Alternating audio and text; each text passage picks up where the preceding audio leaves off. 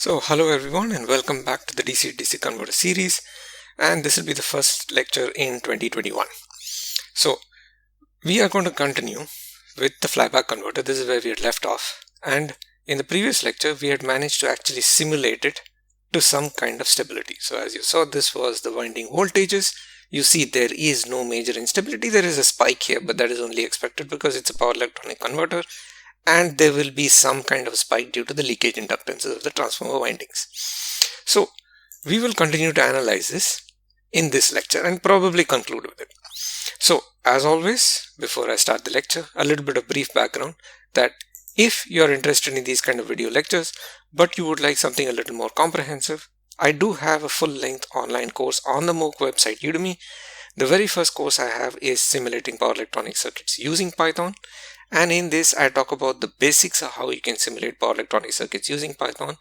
It involves installing software, installing Python power electronics, some basic theory behind electrical engineering and power electronics, and finally a case study of how to simulate a buck converter.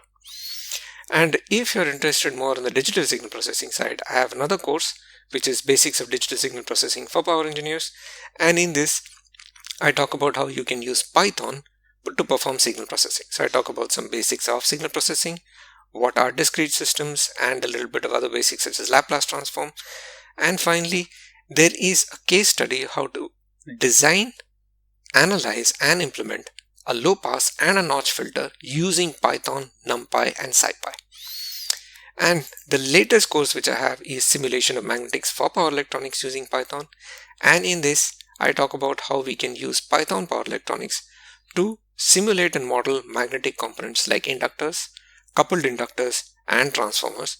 And finally, there is a case study of how to simulate a flyback converter. So the links for these courses is in the description of this video. If you're interested, please do check it out. So coming back to the video lecture series. So again, a little bit of background as before, that this is, well, I should probably run the simulation. Let me run the simulation. And let me go back. So most important, when you run the simulation, check in the console. If there is an error, there is none. So we are good to go. So coming back to the analysis, we had plotted the output voltage, right? So this is the output voltage. We see that this is the secondary voltage, and or rather this is the output voltage and this is the secondary voltage, right? So the secondary voltage is the voltage of at the transformer winding, right? This is immediately at the transformer winding. The output voltage is the output that is available across the load, which in turn is filtered by a capacitor. So I can just show you these. So for example, this is the transformer, and actually this is not the right one. Buck filter, also not the right one. I think secondary load, yeah. So voltmeter load is the output at the transformer's secondary, right? So this is the voltage at the secondary, and it is a switched waveform, as it is only expected. Between the transformer secondary winding and the load is where I've connected the filter, right? So between this load, just before this load, comes a capacitor filter, and I can show you that in this last one, buck filter. This is the capacitor filter, and this is the output that I'm measuring as the final output voltage, right? So let's go have a look at it. As you can see, this secondary voltage is a switched waveform, and the orange line is the final output voltage, which appears to be almost zero, but that's the reason is because it's gradually increasing, and as time goes on you'll see that this does increase, right? Now coming back to the file browser, the other one we had plotted is the winding voltages. So these are the winding voltages. So as you can see, this is the blue line is the primary voltage and the orange line is secondary voltage. The blue line is double the orange line, and that is only expected because this is a 2:1 winding transformer. So it's a step down transformer. So therefore the secondary voltage is expected to be half the primary voltage. It's also okay. So now that we have all these, let's do a little bit of analysis on it. So let's go back to the circuit and have a look at what we can look at. So the first thing is, this is the source voltage, right? So we are measuring the current provided by the source voltage, and at the same time we also have the transformer So we can always look at things in the transformer. We can look at the transformer winding current, everything else. We can also look at the current in the secondary, right? We can look at the current in the secondary. So this is something that is always interesting. So let's go have a look at that. Let me create another plot and let me compare the currents.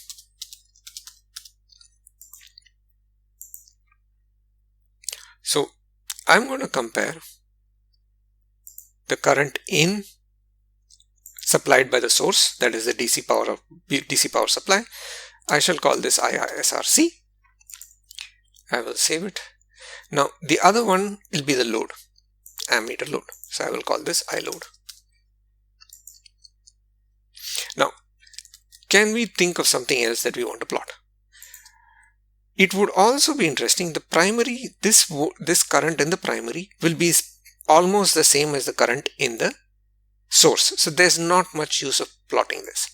However, the secondary current might be interesting. The reason for that is because there is a filter between the secondary and the final, the final load.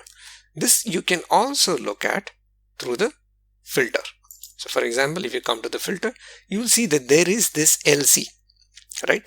So the current in this branch, that is this LC, will be different from the actual output current. Okay? So we could measure either this ammeter L1 or we could measure the winding current. Either of them, they should be the same. So I would go ahead and add instead the filter current. Let me just verify that this is indeed it. Yeah, ammeter L1. And let me call this IL. Actually, probably not. I should probably call this IF. It's a filter current. With this, we are done. And let me come down and let me plot it.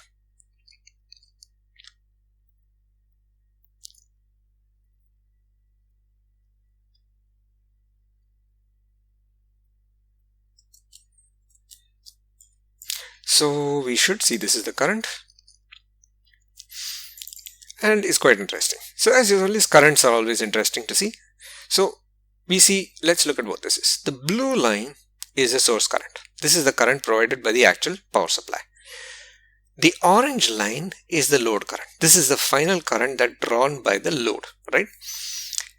The green line is the filter current, right? So you see, it's quite interesting.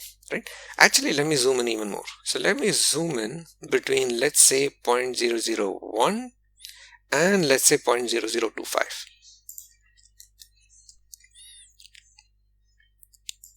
So 0.001, 0.0025. This way I'm going to capture one cycle of it.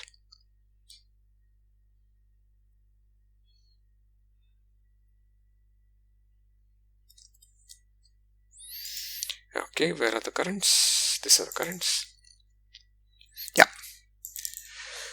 Okay, it seems a little clearer. So you see what's happening. Of course, it's the same thing here and here. So we can just look at this. When this switch, SISRC, the blue line, increases, it's 0 during this time, and it increases to a certain value, right? It increases this time. This is when the switch is turned on.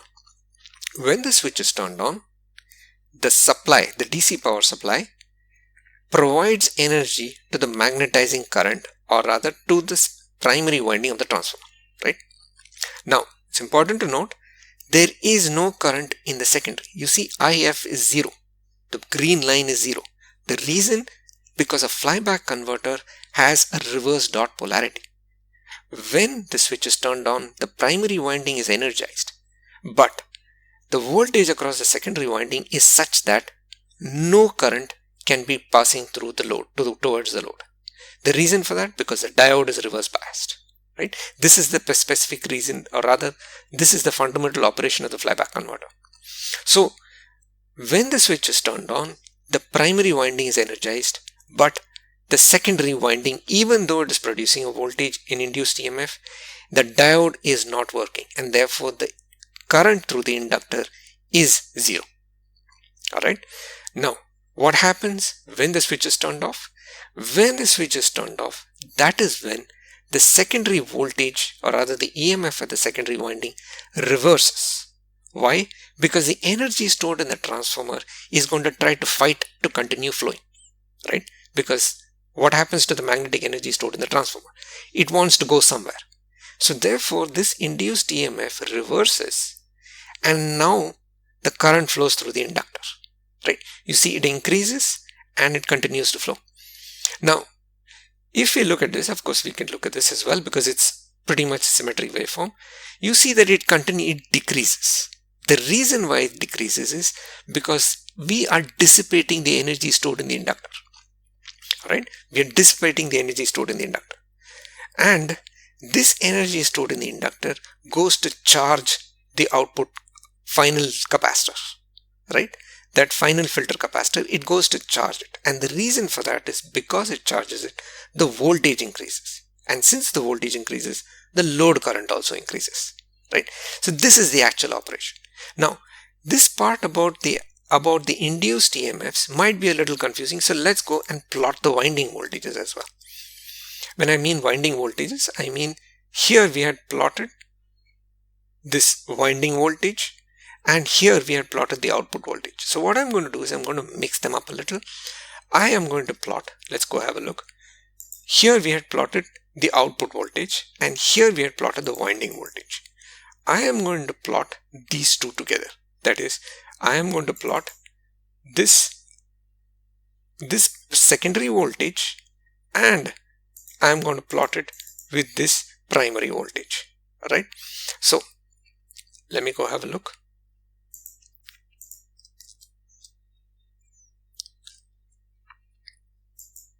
Specifically, let me just have a look. What I want to do is I want to plot this primary voltage here, but I want to then plot this output voltage, right? This is what I want to plot. So let me say comparing voltages. Probably not the best name, but that's okay for now. So I will plot the primary voltage, that is transformer 1. I will call this V1. Save it. And I will plot the other one, that is V. Here it might be a little confusing, so let me go back to the circuit. I want to plot voltmeter load.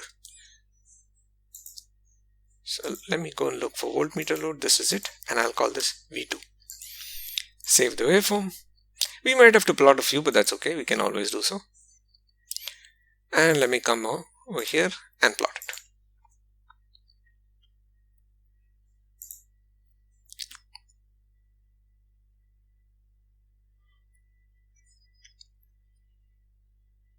So usually analysis involves plotting several plots. That's quite normal.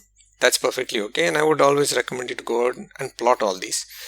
So I'm looking at comparing voltages. This is it. So yeah, this is a nice plot. It might be a little difficult to see because we have plotted quite a few. Let me plot between 0.04 and 0.006. Let me do that. So I need to zoom in a little just to make it a little clearer. That is 0.004 to 0.006.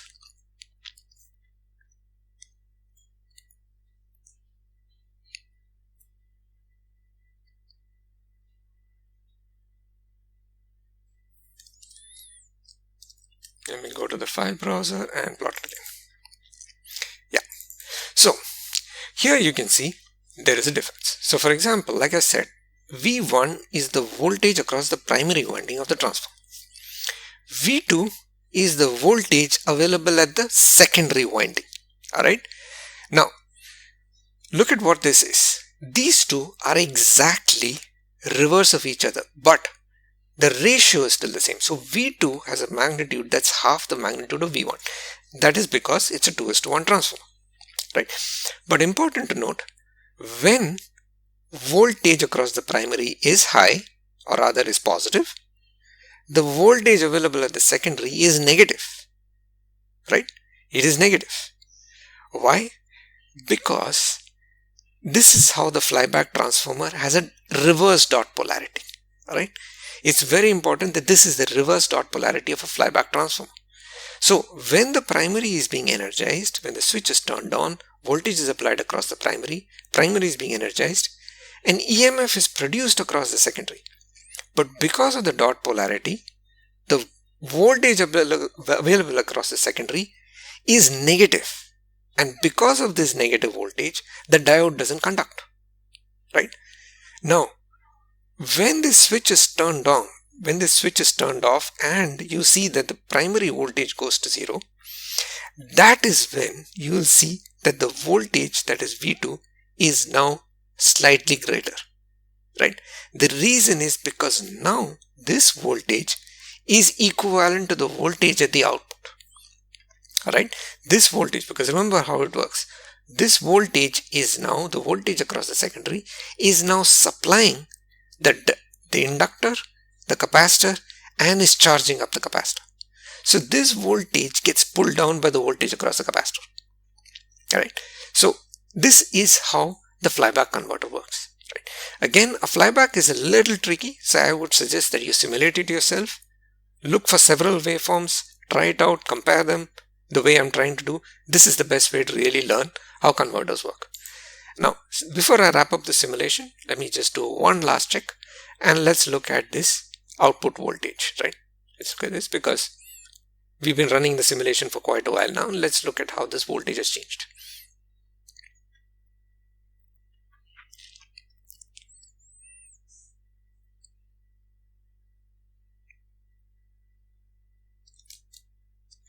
So, where is that? Output voltage, let me go, is this one. And now, so now you can see that as time goes on, right, the secondary voltage you see is still negative, the way we were seeing before, right? But you see that the output voltage, that is the voltage across the final filter capacitor, is gradually increasing. Right? And most importantly, as it gradually increases, the profile of this secondary voltage also tends to increase. The reason is because when the voltage is turned on, this voltage, or rather when the primary or the switch is turned off, the voltage, the induced EMF that appears across the secondary winding is now being used to charge the capacitor. Alright, so it's like you are connecting two voltage sources in series. The voltage across the nodes is the lower of the voltages, right? That's usually how it is. So this is how the flyback converter is increasing. Of course, if you keep running it, you'll see that gradually this voltage keeps on increasing, and finally it'll attain a voltage, a steady state voltage, depending upon the modulation index that you've given it, right? So in this case, we've given it a modulation index of 0.3. If you give it a slightly higher modulation index, it will rise a little more, right? So this is the operation of a flyback converter. So we took quite a few series to get here, and the reason why I wanted to do this is because I wanted to slowly arrive at this topology rather than just presenting it directly. So with this, I will end this lecture. It's been a long one, but well, the good part is we've wrapped up the flyback converter. So with this, we will probably end the flyback converter. In the next lecture, we might start looking at a new converter.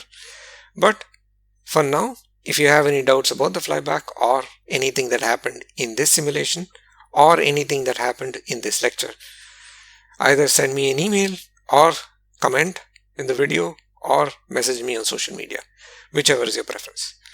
Otherwise, I will see you next week. Thank you so much and see you soon. Goodbye for now.